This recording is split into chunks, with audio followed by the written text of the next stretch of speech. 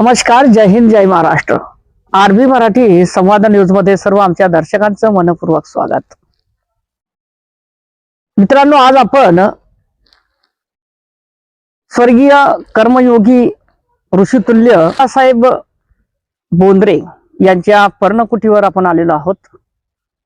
आणि आज गुरु शिष्य भक्ती सोहळा या ठिकाणी पार पडत आहे.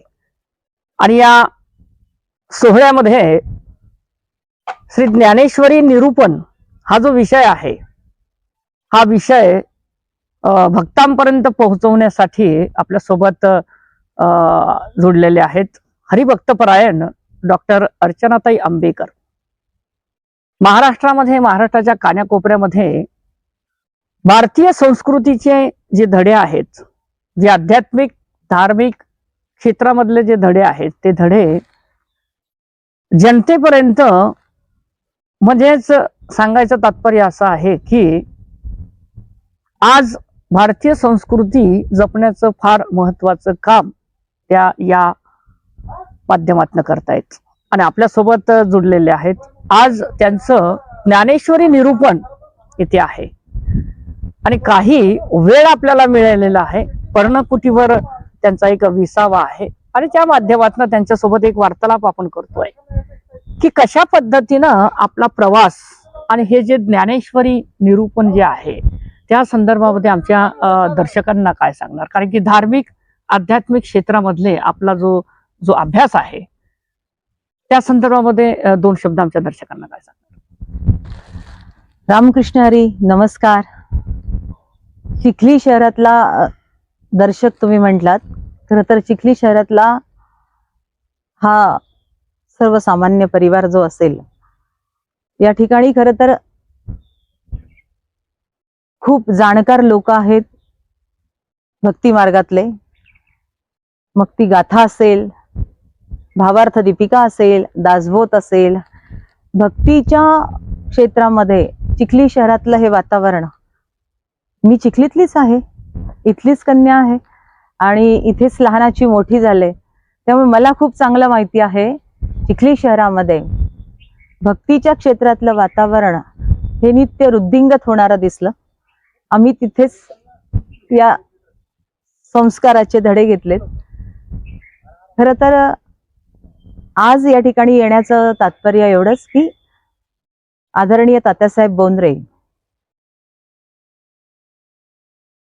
यांची पुण्यतिथी आणि यांच्या सोबत त्यांनी ज्यांना गुरु मानलेलं, त्यांच्या बोंद्रे परिवारांचेच खरं तर ते घराण्याचे गुरु महाराज आहेत, परमपूज्य श्री मुंगसाजी महाराज यांची पुण्यतिथी. हा एक दिवसाच्या फरकाचा एवढा अगोदर शिष्याची आणि नंतर गुरूंची पुण्यतिथी असा योग या ठिकाणी दरवर्षी साजरा केला जातो. हा भक्ती सोहळा जो आहे गुरु शिष्य परंपरेच्या भक्तीचा सोहळा आहे आणि हे आपल्या भारतीय संस्कृतीचं फार मोठं विशेष राहिलेलं आहे. गुरु शिष्य परंपरा फार मोठी आहे, प्राचीन आहे, पुरातन आहे.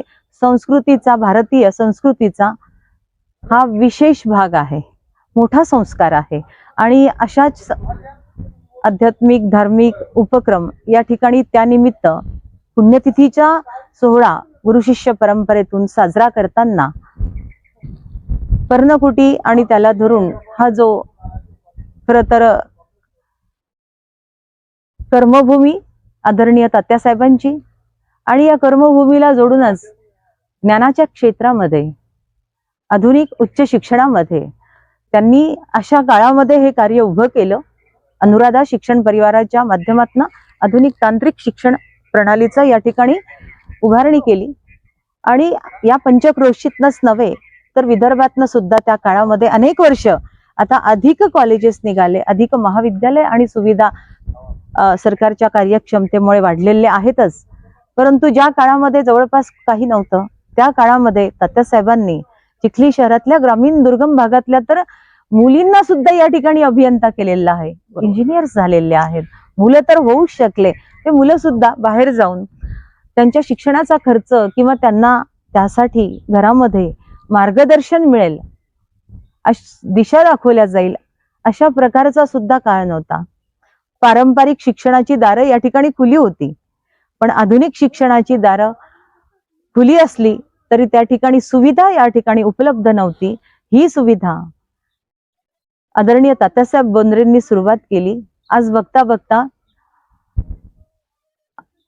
आदरणीय माजी आमदार राहुल भाऊ यांनी खऱ्या अर्थाने आदरणीय दादा बोंद्रे यांनी, त्यांच्या परिवारांनी, त्यांच्या सर्व सभासदांनी, संचालक मंडळांनी, अधिकाऱ्यांनी, कर्मचाऱ्यांनी या ठिकाणी खूप योगदान दिलं आहे. तात्यासाहेबांच्या मार्गदर्शनात आज ही अनुराधा आधुनिक तंत्र शिक्षण संस्था आज खूप नामोल्लेख करण्यासारखी आहे. नावारूपाला आलेली यामुळे आहे की या संस्थेचे अनेक इंजिनियर्स, मुलं मुली देशाबाहेर सुद्धा आणि देशात पण अतिशय चांगल्या संख्येने मल्टीनॅशनल कंपन्यांमध्ये आपलं योगदान देत आहेत, काम करत आहेत. आणि हा एक फार मोठा वाटा देशाच्या विकासामध्ये आणि तरुणांसाठी केलेलं हे कार्य, युवकांसाठी, युथ एम्पॉवरमेंटसाठी गरजेच्या काळामध्ये उभं झालेलं हे कार्य निश्चित महत्वाचं राहणार आहे येणाऱ्या पुढील काळात सुद्धा. ताई, या ठिकाणी जे ज्ञानेश्वरी निरूपण हा जो विषय या ठिकाणी आपण मांडलेला आहे, हे ज्ञानेश्वरी ग्रंथांच्या माध्यमातून आपण बोललात की दांडेकरांच्या संदर्भामधले जे ज्ञानेश्वराचे जे ओळी आहेत ते आपण या ठिकाणी म्हणजे भक्तांसमोर या ठिकाणी मांडण्याचा प्रयत्न केला, त्याबद्दल काय सांगणार?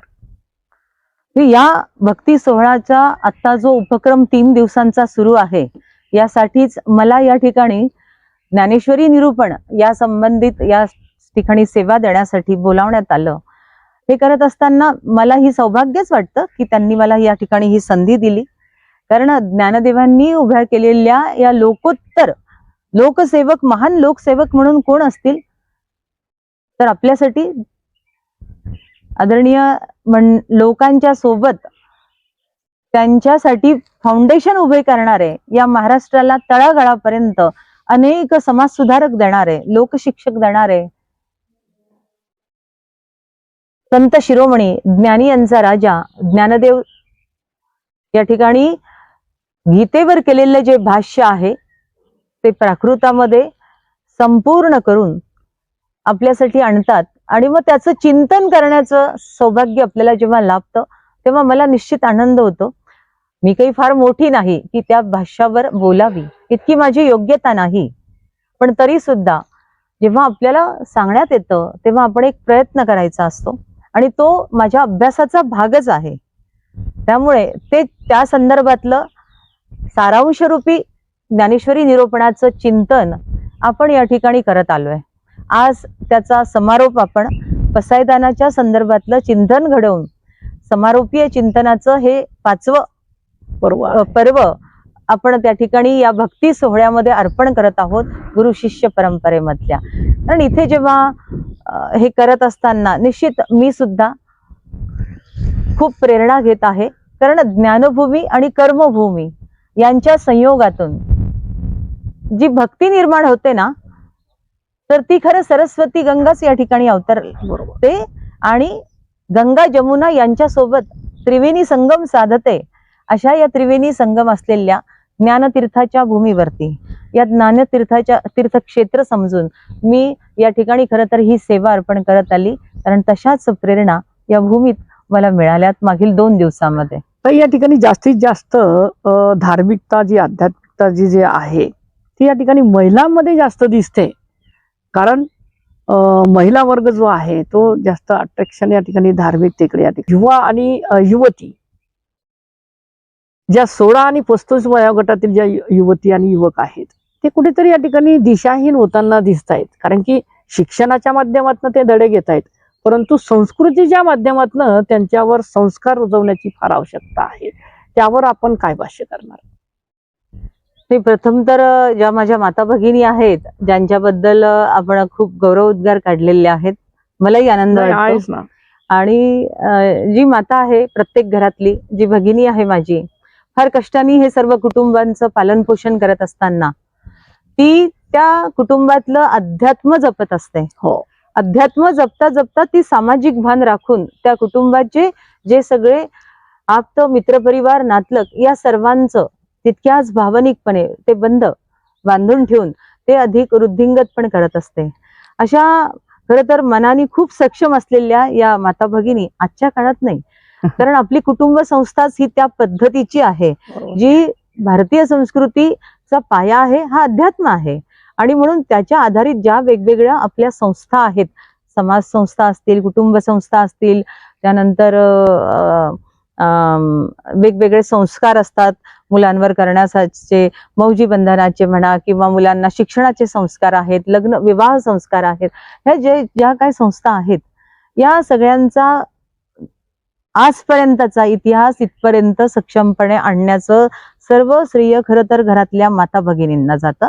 त्यात ते सगळ्या गोष्टी अतिशय आत्मीयतेने परंपरा एका पिढीकडनं दुसऱ्या पिढीकडे सक्षम करण्यामध्ये यशस्वी होत आलेले आहेत. आणि हे कार्य त्या निर्व्याजपणे, निस्वार्थपणे, निरपेक्षपणे करतात, हे मात्र फार महत्वाचं आहे. नाही, आताचं हे जे तंत्रज्ञानाचं युग आहे, डिजिटल युग आहे, डिजिटलच्या युगामध्ये या ठिकाणी बरेचसा या ठिकाणी बदल होताना या ठिकाणी दिसतोय.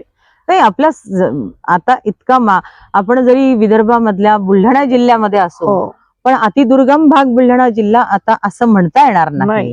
कारण आणि आजकालची तशी विदर्भच काय हो, तंत्रयुगामुळे आणि हे कम्प्युटर असेल, AI असेल, या माध्यमातून आज सगळं जग एकाच ठिकाणी आलेलं आहे.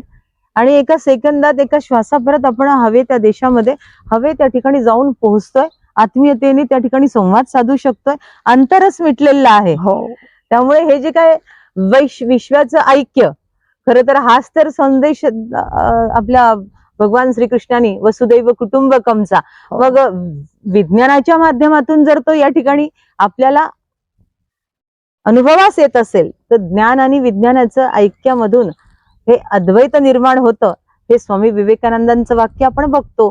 आणि म्हणून तेही अगदी तितकंच खरं की युवक आजचे खूप स्मार्ट आहेत, खूप शार्प आहेत, आणि या सर्व आधुनिक प्रणालीशी ते जोडले स्वतःहून आहेत. त्यांना वेगळं शिकवावं लागतच नाही. इतकी स्मार्ट प्रणाली आज रोजच्या वापरामध्ये आपण नित्याची होऊन गेलेली आहे, जी आपल्याला नवीन वाटत नाही. अहो, साधं भाजी विकायला गेल्या त्यांना शिकलेल्या नाही, पण त्या ऑनलाईन पैसे घेतात, ऑनलाईन पे करा म्हणतात, ते सगळं त्यांना येतं. असं खूप आधुनिक झालेलं आहे. म्हणून आजच्या पिढीच्याकडनं तुम्ही खूप मोठ्या अपेक्षा निश्चित ठेवू शकता. इतकंच आहे की या झगमगाटाच्या आकर्षण खूप असलेल्या आजच्या दुनियेमध्ये मुलं, तरुण पिढी, युवक हे भरकटण्याची भीती पण जास्त राहिलेली आहे. आणि म्हणून या ठिकाणी अशा अनेक संस्थांनी, सामाजिक संस्थांनी, शिक्षण संस्थांनी त्या प्रकारचं योगदानही देणं सुरू केलेलं आहे. यामध्ये वाढही होईल आणि तरुणांना योग्य दिशेने वारंवार त्या प्रकारचे पुन्हा आपले भारतीय संस्कृतीचे धडे सुद्धा देणं गरजेचे आहेत, हे पण सर्वांना माहिती आहे. तसं होणं मात्र अधिक गरजेचं आहे, जेणेकरून मुलांचं नुकसान त्या युवा वयात, युवावस्थेत, तरुण वयात होणार नाही. आणि तिथून पुढे मग ते स्वतःच आपल्याला मार्गदर्शन करतात. कसं वाटलंय आपल्याला की इथे आपण या तुमच्या गावाच मध्ये या ठिकाणी अनेक महाराष्ट्राच्या मध्ये सुद्धा, महाराष्ट्राच्या बाहेर सुद्धा या ठिकाणी कार्य करतायत, परंतु गावामध्ये ज्ञानेश्वरी निरूपण हा विषय या ठिकाणी आपण भक्तांपर्यंत समजून सांगतायत. एखादा क्षण काय सांगणार 3 दिवशी या याच्यामधला? निश्चित हे माझं हे आमचं गाव आहे, आपलं गाव आहे. चिखली शहराबद्दल खूप प्रेम आहे. इथल्या लहरी जितक्या उत्स्फूर्त प्रेरणा देऊ शकतात, जी ऊर्जा देऊ शकतात, ती ऊर्जा तर मला बाहेरपेक्षा इथेच जास्त मिळणार आहे. इथे आप्त स्वकीय आहे आणि त्यांच्या नजरेमध्ये आपल्याला मिळणारं प्रेम, आपल्याला मिळणारी साथ आणि आपुलकी, किंवा ते आपल्याला संधी वेगवेगळ्या देतात असं समजून आपणच त्या संधींचा फायदा घेऊन आपण त्यांच्याशी संवाद साधण्याची ती संधी सोडायची नाही, असं मला आता फार वाटतं. कारण चिखलीमध्ये संवाद साधण्याच्या संधी मी कधी सोडत नाही शक्यतो, हे सर्वांना माहिती आहे. कारण मला तेवढाच वेळ मिळतो अनेकांशी भेटण्याचा, अनेकांच्या जवळ जाण्याचा, आणि तेवढा सुखाचा संवाद 4 शब्दांचा करण्याचा. ते फार दिवस टिकणारं ऊर्जे, एखादी लोणच्याची वर्णी भरून ठेवावी वर्षभरासाठी, तसं मी हे ठेवून देत असते संचित करून, आणि मग ते मला वर्षभर पुरतं. पुन्हा मध्ये कुणीतरी मला या ठिकाणी संधी देतं.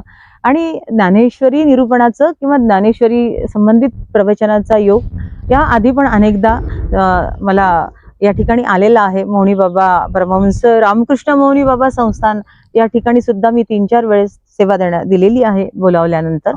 अनेक इथे आपल्या इकडच्या भागात अलीकडील जिल्ह्यांमध्ये सुद्धा याही विदर्भातल्या जिल्ह्यांमध्ये माझं प्रवचनाचं कार्य खरं तर 2004 पासून सुरू केलेलं. अच्छा. आज 2026 आहे. हो. त्यामुळे जे काय होत आहे मला असं वाटतं माझ्या गुरुमाऊली श्री गजानन महाराजांच्या इच्छेप्रमाणे त्यांच्या कृपेने हे होत असावं. माझी ती योग्यताच नाही आणि मला वाटत नाही जे काय असेल ते बोलत असतील असं मला वाटतं. आणि म्हणून इथून पुढे सुद्धा करण्याची माझी मानसिकता त्याच पद्धतीने आहे, नम्रपणे आहे. पण ज्ञानेश्वरी हा विषय असा आहे, हा खरं तर एक सांप्रदायिक आणि धार्मिक अंगाने आतापर्यंत मांडत गेल्यामुळे त्यातलं जे काळानुरूप येत आलेलं आधुनिक तत्व आहे त्यामुळे ते विशद करण्यामध्ये आपण कुठे मागे पडलोय. मग ही बरीच वर्षे आपण त्याच्यामध्ये मागे पडलेलो. त्यामध्ये सामाजिक शास्त्राच्या दृष्टिकोनातनं, नैतिक शास्त्राच्या दृष्टिकोनातनं, आध्यात्मिक शास्त्राच्या दृष्टिकोनातनं आणि वैज्ञानिक शास्त्राच्या दृष्टिकोनातनं सुद्धा खूप शिकण्यासारखं, खूप घेण्यासारखं आणि आपल्याला आयुष्यात जिथे कुठे सर्वदूर जे काही प्रश्न मिळतील त्या सर्व प्रश्नांची उकल ज्ञानेश्वरीच्या ठिकाणी मिळते आणि मिळतेच. असं नित्य नूतन तत्व देणारं श्रीमद भगवत गीता, त्यावर आधारित ज्ञानेश्वर माऊलींनी केलेलं हे गीता टीकेचं सर्वश्रेष्ठ ठरलेलं गीता भाष्य भावार्थ दीपिकाच्या नावाने सर्वश्रुत आहे, शिरोधार्य आहे. त्यामुळे मला असं वाटतं की हे तरुणांपर्यंत पोहोचवण्यासाठी आपल्याला आवश्यक आहे. तरुणांनी याकडे आता वळणं गरजेचं आहे. आजच्या काळाची ती गरज आहे. ताई, हा आपला एक सुखद प्रवास या ठिकाणी राहिलेला आहे, सुखर एकदम. आणि आपण ज्या कुटुंबातून या ठिकाणी येत आहेत, ज्या परिवाराकडनं या ठिकाणी येत आहेत, आई वडिलांचे जे स्वप्न आहेत ते स्वप्न या ठिकाणी आपण साकार करतायत. आणि जे आपल्या गावाकडली नव्हे तर संपूर्ण महाराष्ट्रभर आपला जो चाहणारा वर्ग आहे त्यांना सुद्धा या ठिकाणी एक आनंद या ठिकाणी तू देतायच.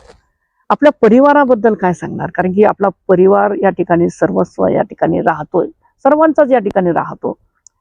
आपल्या परिवार, माझा परिवार एक सामान्य परिवार आहे, पण सामाजिक आणि धार्मिक क्षेत्रामध्ये खूप आत्मीयता राखणारा माझा परिवार आहे. निस्वार्थपणे सर्वांशी मैत्री आहे, प्रेम आहे आणि खूप वर्षांपासून माझे आई वडील या ठिकाणी आहेत, मी बघते. त्यामुळे जे काय आहे आम्हाला चिखलीकरांच्या माध्यमातून प्रेम खूप मिळालेलं आहे. ज्या काय संधी मिळाल्या असतील, माझं शिक्षण इथे झालेलं आहे. माझी शाळा असेल आदर्श महाविद्यालय किंवा माझं कॉलेजही प्राथमिक कॉलेज जे आहे ग्रॅज्युएशन पर्यंतचं ते पण मी इथे केलेलं आहे. मग इथला मित्र परिवार, इथले सगळे लोक, हे सगळे हे सख्य जे असतं ना जिथे आपण राहतो तिथे काही वेगवेगळं नसतं. आपण जरी वेगवेगळ्या चुली असतात तरी ते फार मोठं कुटुंब असतं.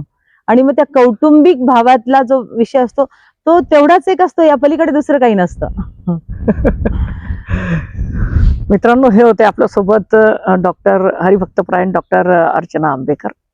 कारण आज पर्णिकुटीवर या ठिकाणी येण्याचा योग असा आहे की त्यांचं एक 3 दिवसीय ज्ञानेश्वरी निरूपण या ठिकाणी होत आहे.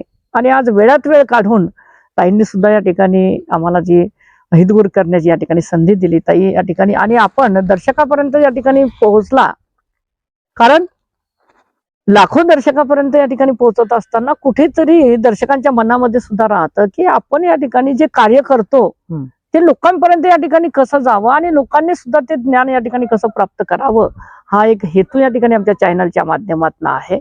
आमच्या परिवाराकडनं आपल्या भावी वाटचालीस खूप खूप शुभेच्छा व्यक्त करतो. रामकृष्ण. नमस्कार. रामकृष्ण हरी.